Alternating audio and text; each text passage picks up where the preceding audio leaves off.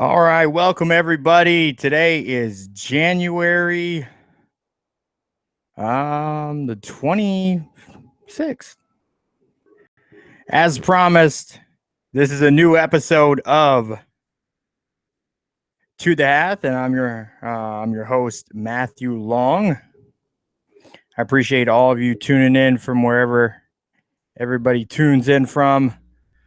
Got people over on Facebook Live, people over people on Spreaker, people on Blog Talk Radio, on the MRN Broadcasting, the Go Long Media channel. Yeah, it's a new one. Over on Blog Talk Radio, Somos, SoundCloud, iTunes, and soon to be, iHeartRadio and TuneIn. Those are to come. So, only a couple topics on today's agenda. I just wanted to get into a couple of them a bit more than usual. Today we're going to get into again. There's some new reports that came out this week on that revolve around Dominican baseball pitcher Yordano Ace Ventura. Yordano passed away Sunday in the early morning hours in an accident where his SUV was overturned. There's been a lot of pictures. It's odd that the media is so public with pictures of people that are dead. I don't know. I've always find that disrespectful. I know some media outlets here in the U.S. decided to go ahead and publish those pictures or edited versions of those pictures where the deceased is edited out. I decided not to go with that. So I've had some people send me some photos too from the Dominican Republic as well. One of them in particular that has been floating around actually shows him after his death, which I'll get into a little bit here in just a moment. The other topic that we will get into today is LeBron James's cry for help. Yes, LeBron's cry for help. I know those of you listen to my show on Tuesday listen to my shows for the past few years, reading my articles on the topic. People know I've been very critical of LeBron and those that care to comment, or I'll start off with that a little bit. I'll save that. You're right. Good call. I'll save that because I'll explain it a little bit. Some of my criticisms for LeBron James, not a hater, criticisms. Okay, it's the professional way to do it. I'm not gonna get angry on Twitter, like some people do. Actually, that's a good segue into some of the reports that have been coming out about Yordano.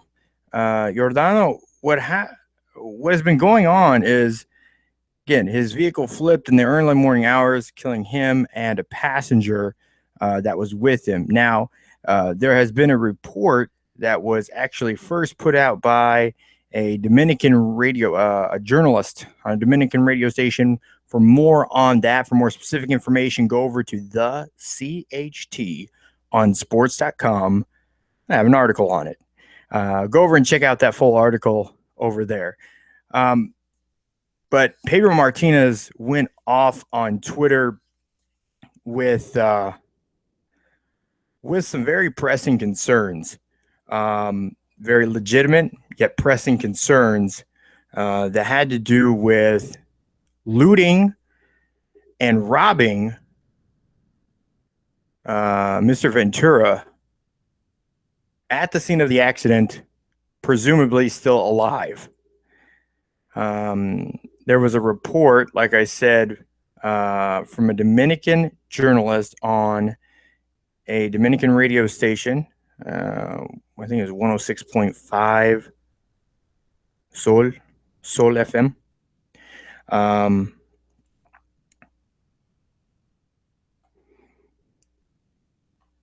And what was said is that there's allegations of that he was robbed of several thousand dollars, which some reports have equated to as much as $500,000 in cash. Who carries a $500,000 in cash on them?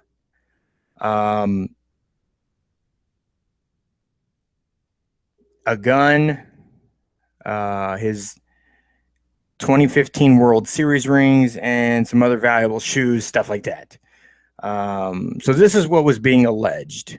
Now, Pedro Martinez, again, feeling for his comrade, his countryman, takes to Twitter to kind of vent his frustration about it. I mean, well deserved. I mean, you got to have some way to communicate with people. When the people that are putting out this information are in large part putting it out via Twitter as well, he took to Twitter too, saying that he was basically said he was upset. Again, I got the translations in English and stuff over on the page as well. So that just surprised that anybody would do such an unspeakable horror.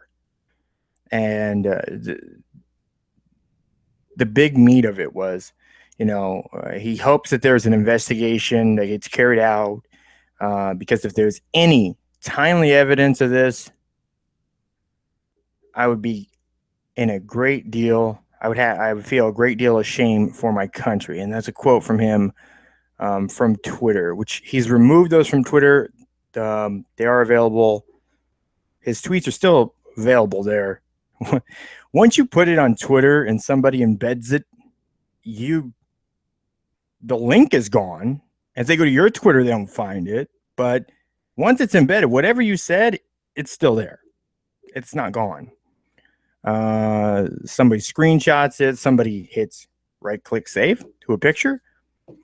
They got it now. So it's like I embedded it in the article, so you'll still see it there in the article.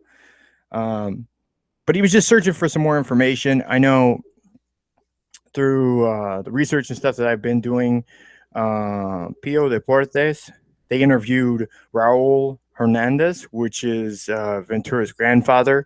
I know their family was feeling some of the same ways, searching for, as he said, clarification and an investigation from the Dominican Republic National Police. So, that's what the grandfather and the family was looking for as well. But so obviously there's been some more on that has come out in Dominicana TV. Again, I have a link over there so I can source it. I do want to let everybody know that my source is to what was broadcast in the Dominican Republic. The image that appears on there is graphic. I wish there was a way around it. They did not have a transcription or an article on this, just a news report. That's all I could find. So, citing my source, okay? Again, the imagery is graphic. So, if you don't go there, that's fine. But this is where I had to translate. It's also in Spanish. So if you don't know Spanish, it's not something where you can click and push over and Google Translate either. So basically, the new report that came out is the speculations of Mr. Ventura being defiled, being looted and robbed while he's struggling to hang on for life, being in a situation.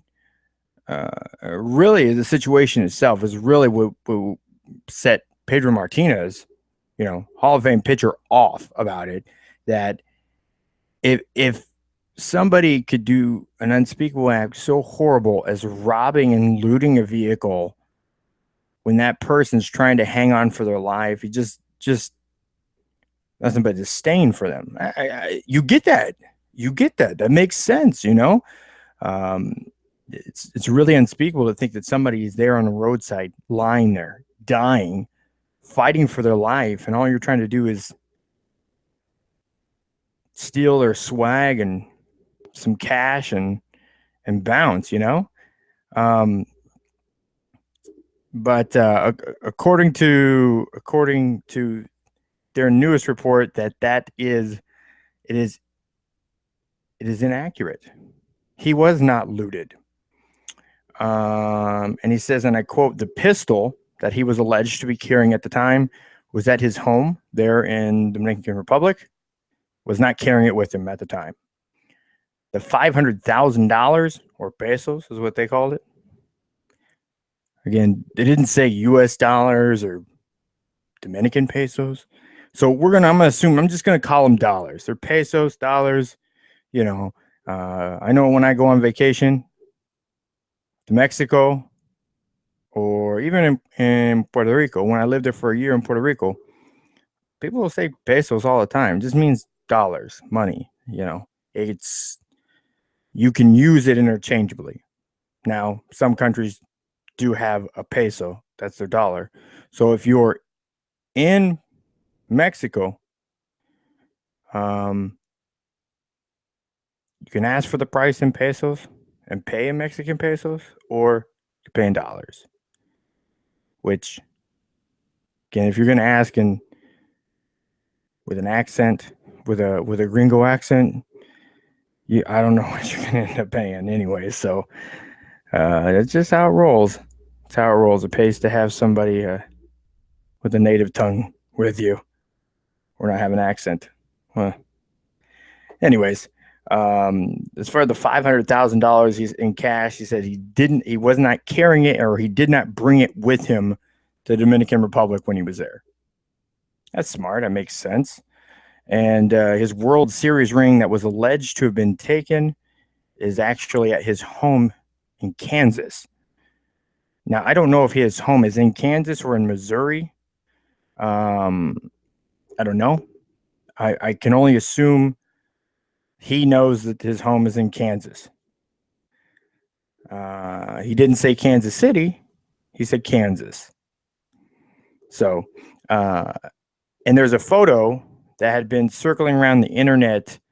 It was actually from a baseball writer there in the Dominican. Do you have that? No, I don't have that up there. But he's the one that put it out originally, with actually circled it, showed, his shoes are not stolen, his watch is not stolen. You can see, some of the alleged valuables that were allegedly taken were not. So it's kind of dispelling, not just in a photographic way, but in a visual way as well, that his stuff was not stolen. So no need for alarm there. Now we have to be careful. Now, again, my article on, oh my God, he was robbed, is the same article as he wasn't. It's the same article. I'm not a big thrills guy, I guess. It just in the process of really looking for more information on, was he robbed while he was fighting for his life, I found more information and sources that said, no, he wasn't. Authorities took photographs of him deceased at the scene, and that's what's been going around the internet. By the way, the Colonel Jacobo Mateo, he is the one in charge of the public relations for the National Police, and he's the one that tweeted out a partial photo. Again, it was a photo of the accident, but you could see Mr. Ventura still half of his body, 3/4 of his body was in the shot. I do find that a bit distasteful. I know several people tweeted at him that it was not cool. It was distasteful, I guess.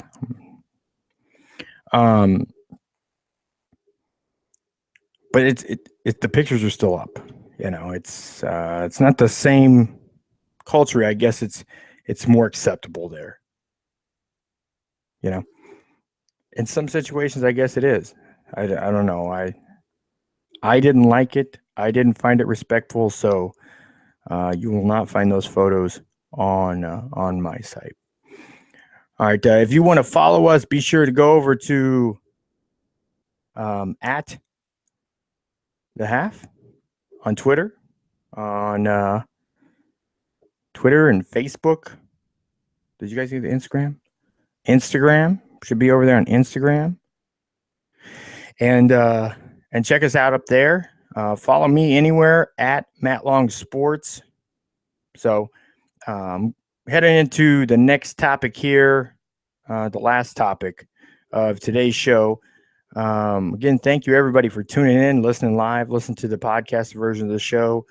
Your time and your effort that you spend here is very much appreciated. I mean, you could be doing literally anything else right now, but you're watching or listening to this show. And, I appreciate that. We appreciate that as well. So you can see all these shows, you can go all of them for sure. You'll see them all or hear them all over at thechtonsports.com.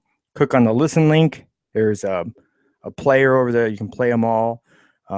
Most shows also have an article, a post up on as well that you can share easily. So the next topic is LeBron James and his cry for help.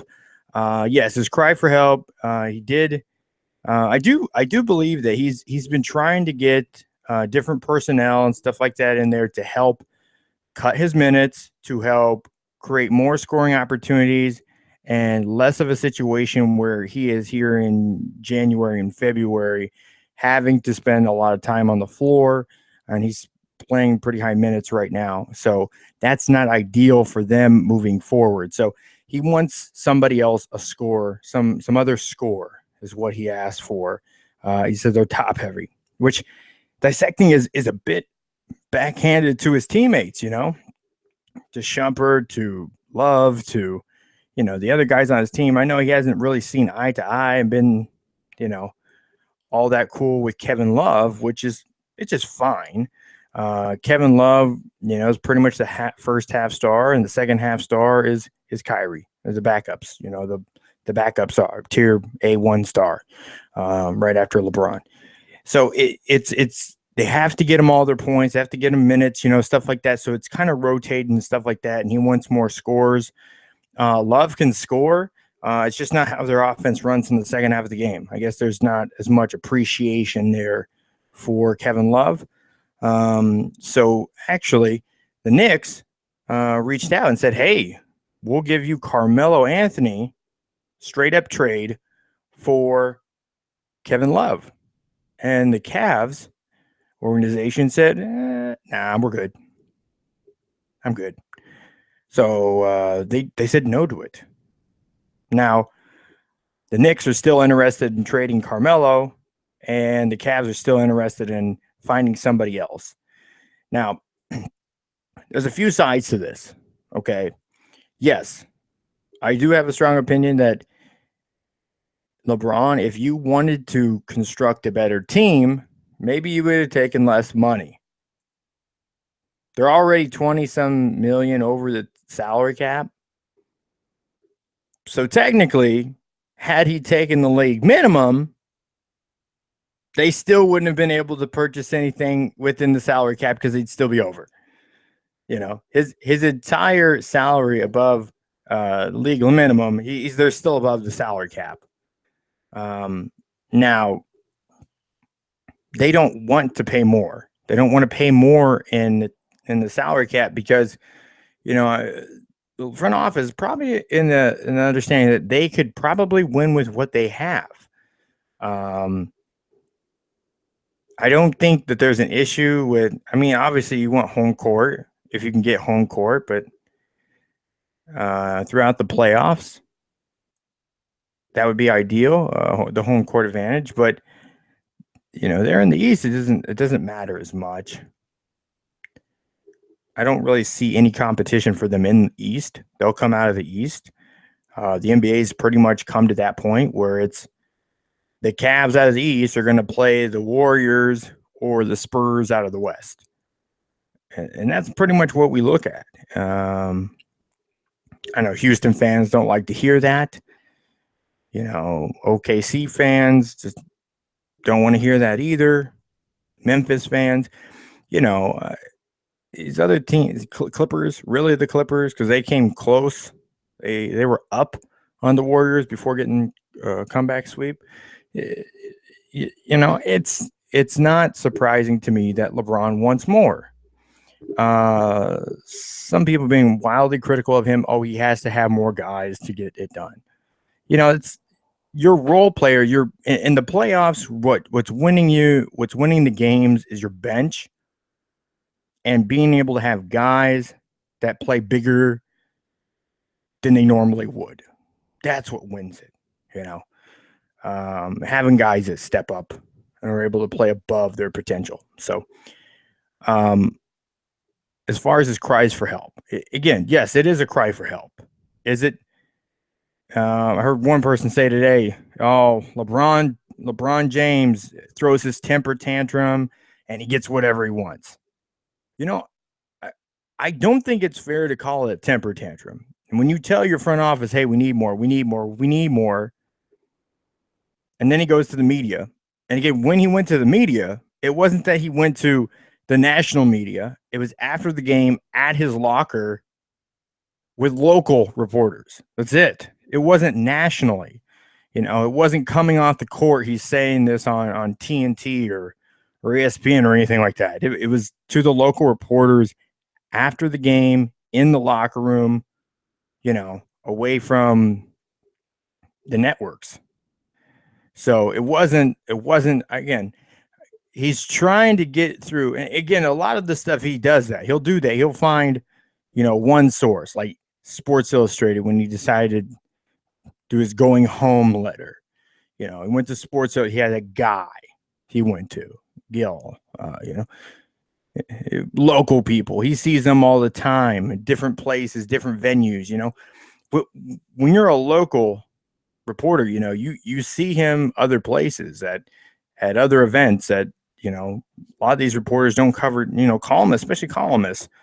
You cover every event, whatever needs to go up. So if you see him at, you see him at a Browns game, you're going to talk to him. If you see him at an Ohio State game, again, you're going to talk to him, and get his take on it. If he for whatever reason you're down covering a Cowboys game, you see him there, you talk to him. So again, that's usually why some of these athletes will single out local guys to get the word out there, and then the national people pick up on it. But it's a way for, when the front office isn't listening, it's a way to make yourself heard. He didn't go to the Players Tribune and write this huge open letter to the Cavs and the owners. No, he went to local media. I get where he's coming from. Some people see that as him whining to get his way. When you have a player of his caliber, when you have an employee, I'll put it this way. When you have an employee of his caliber that performs at his caliber, yes, he already gets some treatment that others will never get. But if he's a sales guy and he says, "Listen, I need a car because I can't afford to use mine anymore. I know you're paying for gas. I appreciate it. But I can't beat up my car anymore. Just can't do it." As a company, as an organization, you say, "Hey, listen, we have a company vehicle. Why don't you use that one? You won't get your gas stipends anymore. You got a gas card. It pays for all that gas. Just use that card. Don't use it on the weekends or anything, just for work. But we'll get you a car. We'll get a car for you to drive around in, and we're going to call you a supervisor, or supervisor too, or a trainer or something. Find a way to justify it. A lot of good businesses will do that for high-end employees and stuff like that, that people are very productive, very valuable. When somebody creates millions of dollars in value for your organization, literally overnight, finding a way to find them some additions, it's not a bad idea. So the Cavs should look at a way to fix this issue. Are they top heavy? I think that's a fairly fair statement. Their bench isn't all that deep. They could use some other scorers, but I also think that if they would utilize Kevin Love better, who could be the second best player on the team, had Kyrie as more of the off guard that he is, played LeBron more in the 3 or the 4, and found a point guard that could distribute better. And he says another scorer, and I don't think they really need another scorer. They just need somebody, probably a better point that can distribute better. Now, I think that they could ask for something different besides Melo, or, I think there's guys out there that they'd be willing to bend. Kevin Love could be expandable for them. They think, but you can't lose too much of your bigs down low, and he's the closest thing they really have to sustaining big. He can shoot. So I don't know. It's a really tough situation. I'm not going to pretend to have the answer on that, but I think his cry for help is legitimate, and I don't think it's so much him throwing a temper tantrum to get his way, as trying to find another way to communicate to front office and ownership that this is what is needed for us to be more successful. He's playing too many minutes. He knows he's getting up there in age. He admits it. He doesn't score the same way he used to. He needs a little bit more rest, and he's been having the rest more. Work with him more than you're working for your own agenda. Because at the end of the day, he's the show. And if you don't believe it, ask the PGA Tour. Tiger's back now, so the ratings go back up. But after Tiger, ratings went down substantially. So don't be surprised, Cavaliers, if you see everything start to go down if he leaves or once he's gone. So, well, that's all we got today for To The Half. Thank you for listening in. Follow us on Twitter, Facebook, social media at To The Half. You can follow me at Matt Long Sports. For the full version of this show and all the others, go to thechtonsports.com. I appreciate it. That's all I got for you here today. I'm out.